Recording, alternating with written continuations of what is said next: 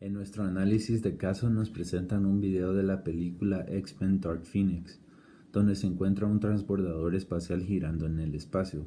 Un personaje de la película, utilizando sus superpoderes, dispara un rayo láser hacia el transbordador haciendo que éste pare de girar. Entonces nos preguntamos, ¿es posible que un rayo láser disparado a cierta distancia aplique una torca lo suficiente fuerte para detener el momento angular del transbordador? Con los conocimientos de la física nosotros conocemos que cuando un cuerpo gira con respecto a un eje, su momento depende de su forma geométrica. Debido a que la mayoría de los objetos en la vida real tienen geometrías complejas, nosotros estamos idealizando que la forma y el tamaño del transportador está perfectamente definida e inmutable, definiendo a este como un cuerpo rígido de forma de una placa rectangular. Para esto debemos de considerar la masa del transbordador y dimensiones de ancho desde sus puntas de alas y longitud. Adicionalmente, para calcular el momento angular del transportador debemos de conocer su velocidad angular, ya que el momento angular para un cuerpo rígido que gira alrededor de un eje de simetría es momento de inercia por su velocidad angular. La dinámica de movimiento de rotación nos indica que cuando una fuerza de un cuerpo actúa sobre otra, genera lo que se le llama torca. Esta torca depende de la masa, velocidad y longitud de brazo palanca. En este caso, las fuerzas en cuestión se ejercen por el rayo láser. Sin embargo, el ángulo de impacto también afecta a la torca, ya que únicamente el vector perpendicular a la superficie del transportador, este vector perpendicular a la superficie del transportador es el único que puede ejercer la torca necesaria para frenar el giro del transportador. Para el análisis de este caso debemos de establecer un sistema, el cual para nuestro beneficio elegimos el sistema rayo transportador en el punto de impacto. También debemos de reconocer lo que es la conservación del momento angular. Esto nos indica que no hay ninguna fuerza externa que actúa sobre el sistema y nos permite asociar las dos fuerzas para lograr determinar una respuesta al problema. Para que el rayo láser pueda frenar el giro del transportador, tenemos que la torca neta sin ninguna influencia externa debe de ser cero. Por lo tanto, la torca que ejerce el rayo sobre el transportador debe de ser de la misma magnitud, pero en opuesta dirección que la torca que ejerce el transbordador sobre el rayo.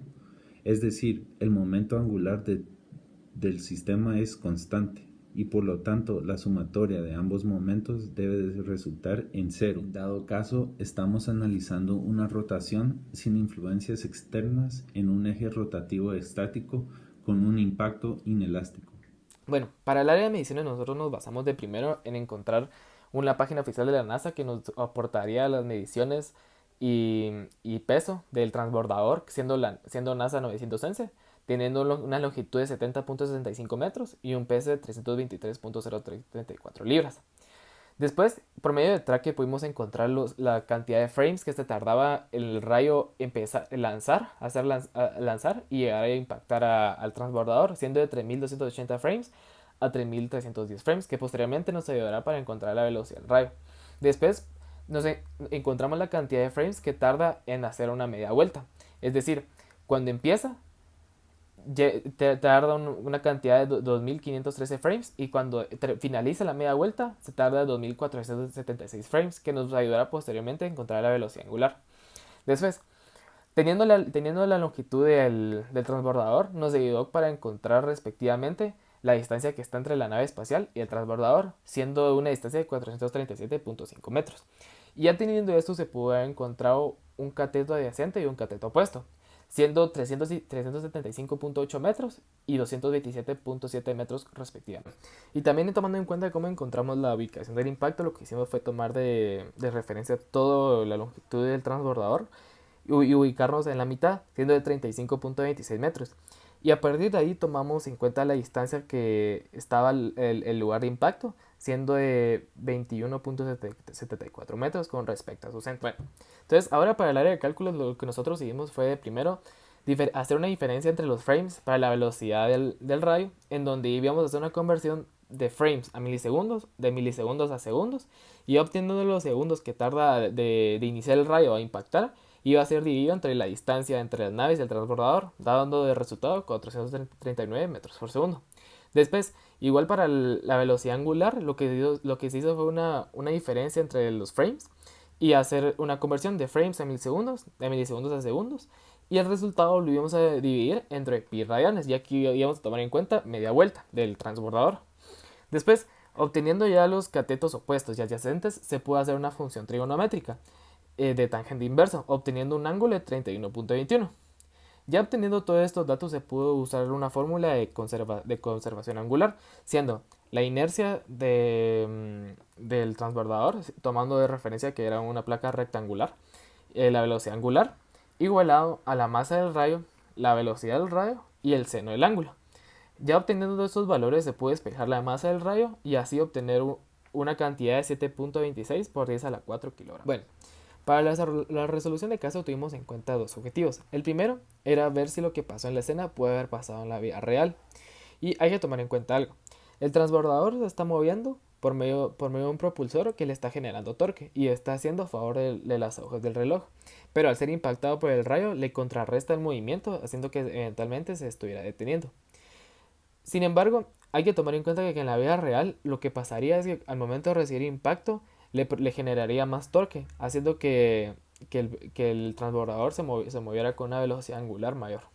Bueno, y por medio de tracker nosotros nos proporcionó lo que fueron los resultados, que sería la velocidad del rayo del láser siendo de 439 metros por segundo, la masa del rayo láser siendo de 7.26 por 10 a la menos 4 kilogramos, la distancia del impacto con respecto al transbordador en su centro siendo de 21.74 metros, el ángulo del rayo con respecto al transbordador siendo de 31.21 y la velocidad angular del transbordador antes de ser impactado siendo de 2.46 radianes por segundo.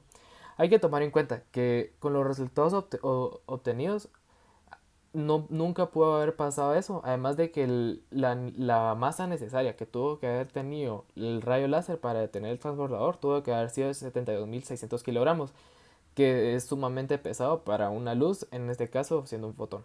Bueno, y entre las conclusiones podemos determinar que la escena del disparo hacia el transbordador nunca hubiera pasado. Lo que en realidad hubiera pasado era que en lugar de contrarrestar el movimiento, le hubiera impulsado y le generaría más torque al transbordador.